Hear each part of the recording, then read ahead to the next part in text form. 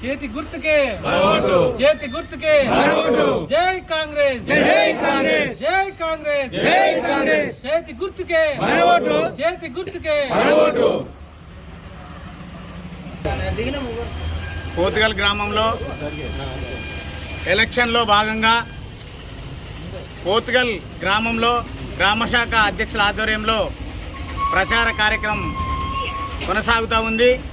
ఇంటింటి ప్రచారం చాలా కాంగ్రెస్ కార్యకర్తలందరూ ఇంటింటి ప్రచారాన్ని చాలా గొప్పగా నిర్వహిస్తున్నటువంటి కార్యక్రమం పోతుగల్లో జరుగుతూ ఉంది.